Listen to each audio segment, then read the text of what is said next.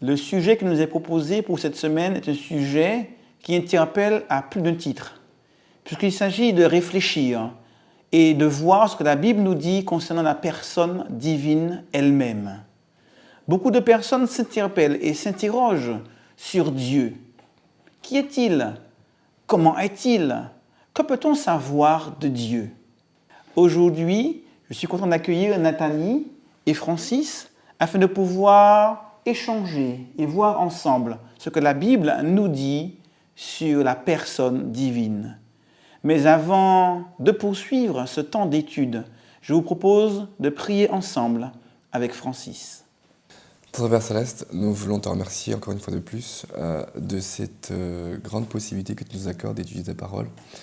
Nous allons dans quelques minutes nous pencher sur ton Esprit Saint et ton Fils ainsi que ta personne. Merci de nous aider, merci de nous éclairer, merci de te rendre gloire et de permettre à tous ceux qui nous écoutent de pouvoir mieux te connaître. Nous te réclamons toutes ces grâces au nom et pour l'amour de ton Fils Jésus pour ta gloire. Amen. Un Dieu trinitaire. Les chrétiens parlent beaucoup de Trinité, et s'ils le font, c'est suite à de nombreux débats théologiques qui ont émaillé toute l'histoire de l'Église chrétienne, notamment dans les 2e, 3e et 4e siècles. Mais il y a un point fondamental sur lequel la Bible est très claire, c'est que Dieu, il est unique. Alors j'aimerais commencer en posant une première question pour qu'on puisse comprendre le caractère unique de la personne divine, tant dans l'Ancien que dans le Nouveau Testament. Quels sont les textes qui nous permettent d'affirmer clairement que notre Dieu est unique, raison pour laquelle, en tant que chrétiens, nous nous réclamons du monothéisme? On a effectivement un premier texte qui se trouve dans Deutéronome 6 et le verset 4. « Écoute Israël, l'Éternel notre Dieu est le seul éternel. Tu aimeras l'Éternel ton Dieu de tout ton cœur, de toute ton âme et de toute ta force. Et ces commandements que je te donne aujourd'hui seront dans ton cœur. » On a une description très précise et qu'il existe un seul vrai Dieu, qu'on doit aimer de tout notre cœur, de toute notre âme et de toute notre force, et qu'il n'y a pas, en tout cas, d'autres dieux. Si on fait effectivement mention des différentes divinités qu'il y avait à l'époque des enfants d'Israël, surtout quand ils ont été en captivité au niveau du pays d'Égypte, et c'est la raison pour laquelle Dieu va les amener justement au mont Sinaï pour leur préciser qu'il y a un seul et un vrai Dieu, et c'est moi et c'est personne d'autre. Il est vrai qu'à l'époque du peuple d'Israël et encore aujourd'hui dans certaines sociétés, le polythéisme est largement répandu et on trouve des dieux gentils, des dieux méchants, des dieux pour la guerre, des dieux pour le travail, toutes sortes de divinités. Et là, la Bible veut affirmer clairement qu'il n'y a qu'un seul Dieu. Non seulement dans l'Ancien Testament, à travers un nombre très important de textes, notamment celui du Deutéronome, mais également dans le Nouveau Testament.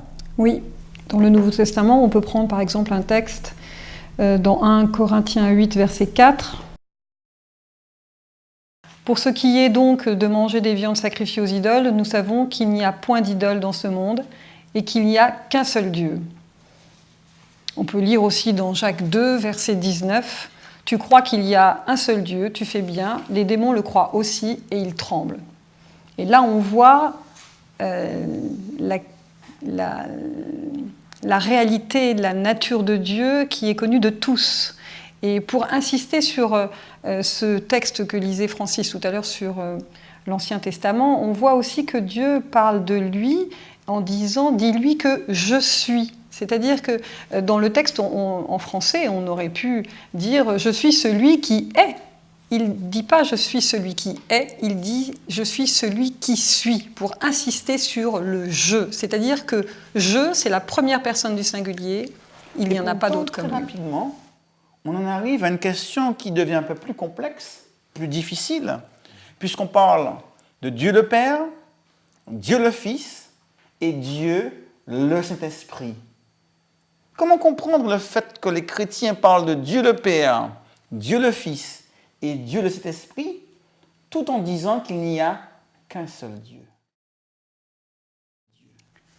Le Nouveau Testament nous dit dans Jean 1, verset 18, « Personne n'a jamais vu Dieu, le Fils unique qui est dans le sein du Père est celui qui l'a fait connaître. » Et c'est donc Jésus qui a fait connaître la réalité, la nature, la qualité de Dieu au travers de son caractère et au travers de sa vie. Jésus qui est lui aussi partie. Et justement, il y a un verset pour confirmer ce que disait Nathalie tout à l'heure, qui se trouve également dans Jean 1, verset 14. Et la parole a été faite chair, elle a effectivement habité parmi nous, pleine de grâce et de vérité, et nous avons contemplé sa gloire, une gloire comme la gloire du Fils unique, venu du Père. Donc ça nous montre bien effectivement que le Père et le Fils font partie de la divinité, et c'est une raison pour laquelle on a eu de très gros soucis avec les pharisiens, qui ont contesté justement le fait que le Christ soit Dieu, donc qu'il soit le Fils de Dieu et à la fois le Fils de l'homme.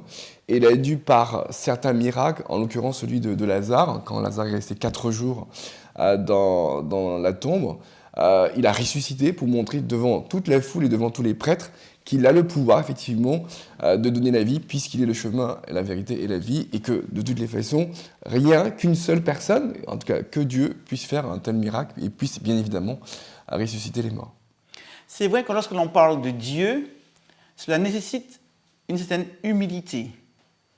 Dans la réalité, les plus grands peuvent connaître les plus petits. Mais Dieu étant au-dessus de tout, il échappe à notre réalité en tant qu'homme. Et je crois que vouloir prétendre tout connaître ou tout comprendre de Dieu serait un non-sens, dans la mesure où on ne peut comprendre, analyser, disséquer que ce qui est inférieur à nous.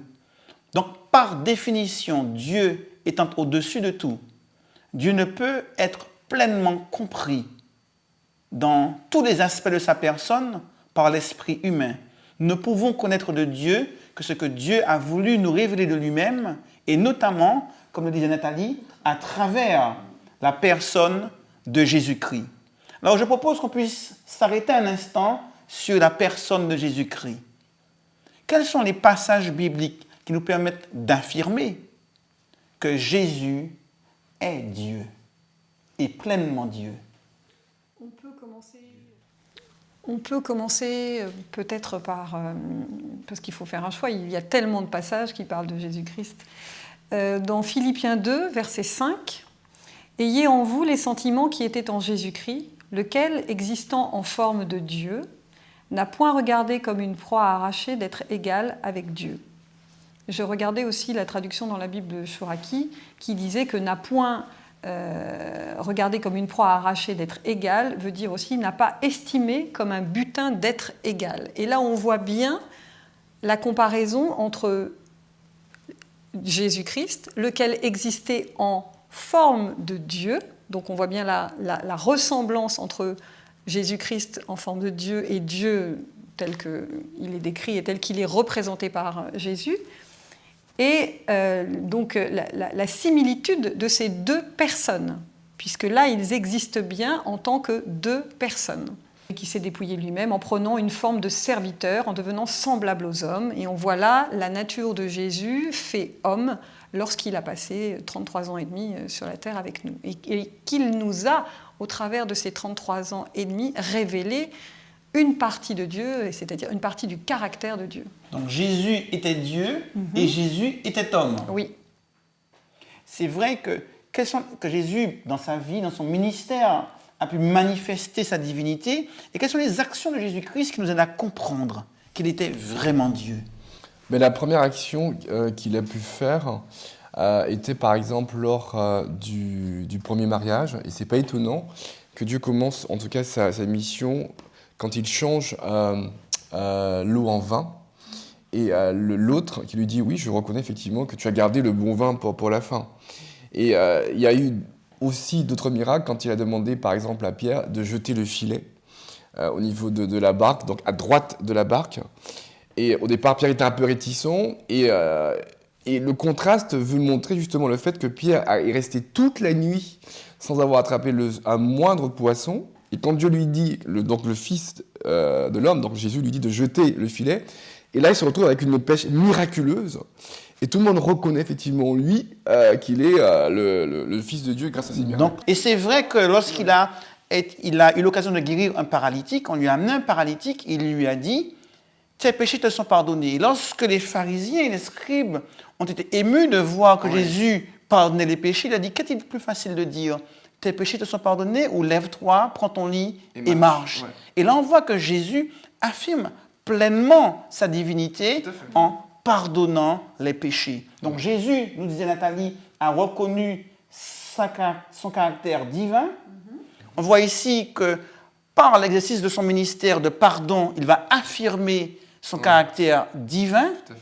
On va voir également que Jésus, par son contrôle de la nature, Oui, lorsqu'il dans a- la barque. Matthieu Dans la 14, barque. Matthieu 14, verset Il a 33, raison. ceux qui étaient dans la barque vinrent se prosterner devant Jésus et dire « Tu es véritablement le Fils de Dieu parce qu'il avait fait quelque Qu'il avait chose fait, d'extraordinaire. exactement. Tout à fait. Et on voit donc qu'à plusieurs reprises, tout au long de son ministère, Jésus n'aura de cesse, par son attitude, Yeah. de montrer qu'il est véritablement Dieu fait homme. Parce qu'il y a aussi l'épisode où Pierre le voit marcher sur l'eau et Pierre lui demande justement de venir, est-ce que je peux venir à ta rencontre? Et Pierre effectivement vient à sa rencontre et marche sur l'eau pour rencontrer le Christ. Mais il a eu un moment d'hésitation et il se retourne et là il commence effectivement à chuter, à tomber. Et voilà, c'est Matthieu 14 et je lui dis, homme peu de foi, pourquoi tu doutais? Donc on voit effectivement la divinité du Christ parce qu'il est rare de nos jours de voir quelqu'un qui marche sur l'eau et » qui Il a n'est un pas but. rare, il est Il impossible. est impossible hein, de voir quelqu'un qui marche sur l'eau et d'inviter en plus un homme à marcher aussi sur lui, à venir le rencontrer. C'est vrai que Jésus, dans sa vie, dans ses paroles, dans son enseignement, a montré également une partie du caractère de Dieu à travers fait. l'amour et la miséricorde manifestée auprès de ceux qui l'entouraient. Et les démons eux-mêmes, nous avons dit que Jésus a reconnu sa divinité. Les disciples ont reconnu sa divinité à travers les miracles qui ont été effectués. Jésus l'a affirmé à travers le pardon des péchés. Et les démons eux-mêmes l'ont reconnu. Qu'y a-t-il entre moi Tout et à fait, toi? absolument. Ouais. Puisqu'ils reconnaissaient là une puissance qui dépassait largement la leur. Et qui avait une autorité de les chasser, de les commander. Alors c'est vrai que la divinité de Jésus-Christ est proclamée par les chrétiens depuis maintenant près de 2000 ans. Mais au départ, même pour un ange, il n'aurait pas été facile de concevoir que Dieu accepte de revêtir la chair humaine, de se faire homme, comme un tout petit bébé, pour vivre la faim, la soif, la fatigue, comme un homme. Et cela nous dit beaucoup sur l'amour de Dieu qui a accepté d'unir son sort à celui de l'humanité. Dieu le Père est Dieu, Dieu le Fils est Dieu. Qu'en est-il de Dieu, le Saint-Esprit?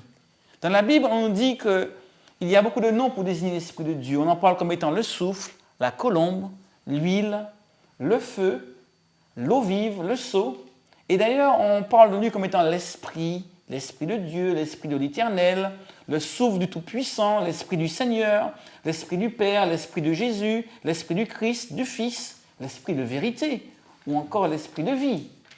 Alors maintenant, qu'est-ce qui nous permet de comprendre que l'Esprit n'est pas simplement une force, mais que l'Esprit est véritablement une personne? La Bible commence en Genèse 1, verset 2, par ce texte que tout le monde connaît, qui est « La terre était informe et vide, il y avait des ténèbres à la surface de l'abîme, et l'Esprit de Dieu se mouvait au-dessus des eaux. » Donc on voit déjà là que les trois personnes, si je vais m'exprimer clairement, les trois personnes de la divinité sont présentes dès l'origine et dès la création.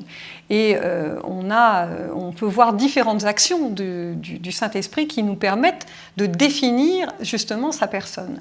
Donc on sait qu'il demeure dans Jean 14, verset 17, il enseigne, il témoigne, il convainc dans Jean 16, verset 8, il conduit, il inspire, il parle, il appelle, il envoie, il interdit, il intercède. Ce sont autant d'actions qu'une force ne peut pas faire et qu'une véritable personne seule peut accomplir. Oui, absolument.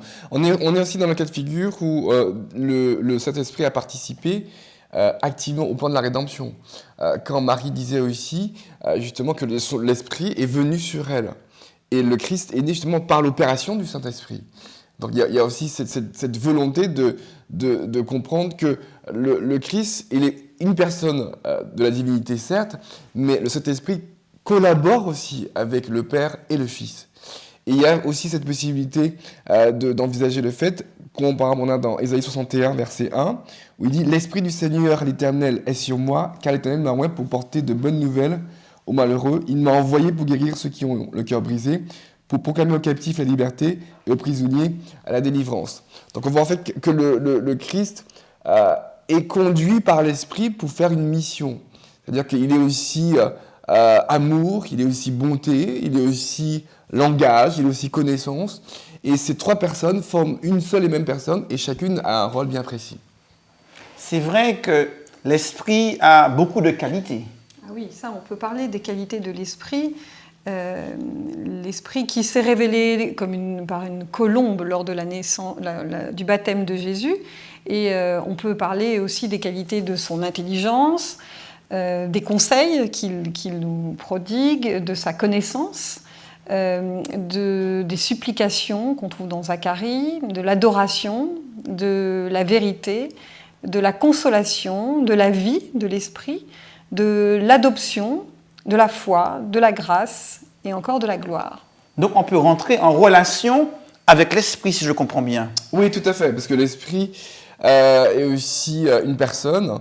On peut également lui mentir, bien évidemment. On peut aussi le tenter. Ça, c'est possible. On peut également lui résister quand on ne veut pas répondre à ses appels, très souvent. On peut l'attrister à cause de nos mauvaises actions, parce que parfois on n'obéit pas, parce que parfois on veut faire à notre tête. Mais on peut aussi l'outrager dans des situations extrêmes, et on peut aussi blasphémer contre lui. Donc on est quand même dans une dynamique aussi, finalement, où on peut l'invoquer, dans nos prières ou dans nos supplications. Et il y a un texte qui dit qu'on ne sait pas forcément comment... on va dire, présenter nos besoins à Dieu, et l'Esprit intercède pour nous dire exactement de comment nous devons prier. Donc on voit bien que l'esprit n'est pas une simple force, mais une véritable personne. Et qui plus est, une personne divine. Oui, absolument.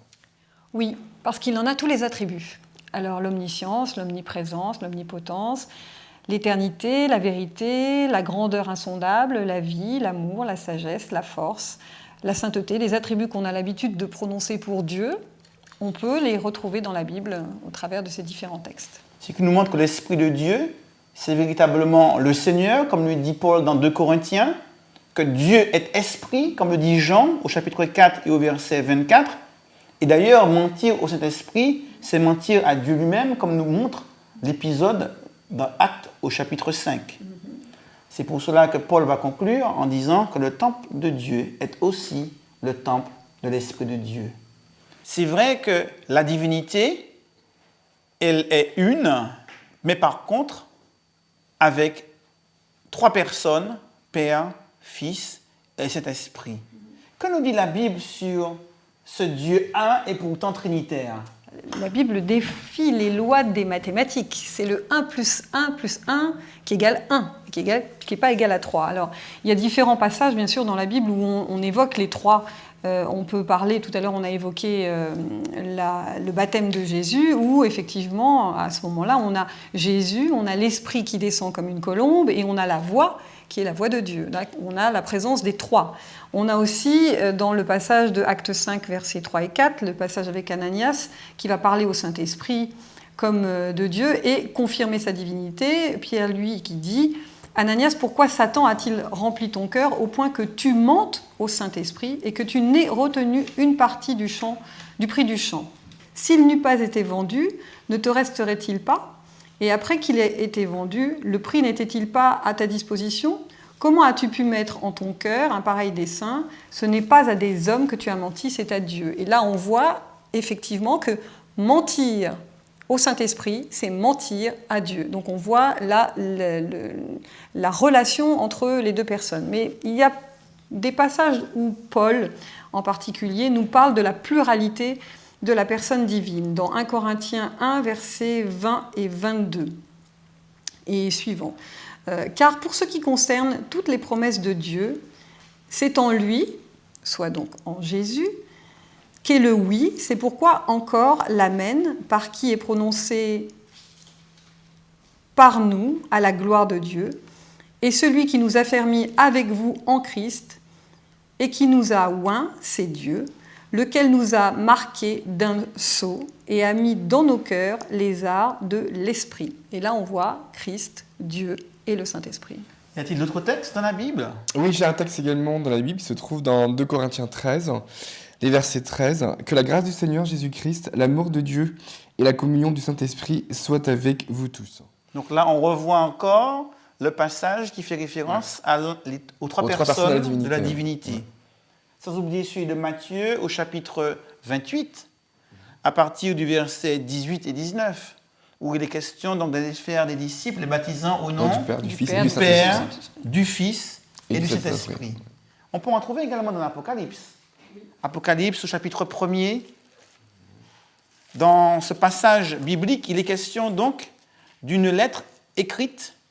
Mais cette lettre écrite, elle nous vient de qui? Je lis dans Apocalypse au chapitre 1er, de celui qui était, qui est et qui vient,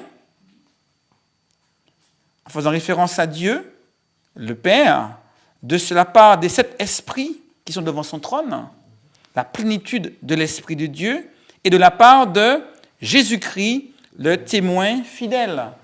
Donc là encore, une fois de plus, on retrouve cette volonté de communiquer avec l'humanité, de communiquer avec les hommes, mais en faisant référence aux 3 personnes de la divinité. Y a-t-il des indices dans l'Ancien Testament qui pourraient déjà nous indiquer le caractère complexe de ce Dieu un? Oui, effectivement, dans Genèse 1, verset 26, on voit là un texte qui nous dit « Puis Dieu dit, faisons l'homme à notre image, selon notre ressemblance, et qu'il domine sur les poissons de la mer, sur les oiseaux du ciel, sur le bétail, sur toute la terre, et c'est surtout les reptiles qui rampent sur la terre. » Le « faisons » est bien utilisé pour le pluriel, donc c'est bien qu'il n'est pas seul. On peut aussi trouver un autre texte dans Genèse 11. Oui, dans Genèse 11, verset effectivement 7, où on a effectivement l'épisode du peuple qui veut construire une tour de Babel. Et Dieu intervient et il reprend toujours le même verbe, où il dit effectivement, et l'Éternel dit, voici, ils forment un seul peuple et ils sont tous une même langue, et c'est là ce qu'ils ont entrepris. Maintenant, rien ne les empêcherait de faire tout ce qu'ils auraient projeté. Allons, descendons, et là, confondons leur langage, afin qu'ils n'entendent plus la langue les uns des autres.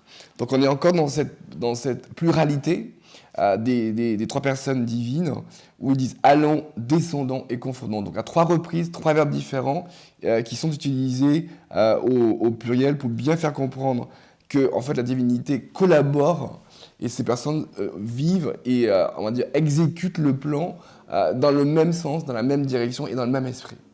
On a aussi Ésaïe 6, verset 8, pardon. C'est le passage où Ésaïe se dit « Malheur à moi, je suis perdu car je suis impur ».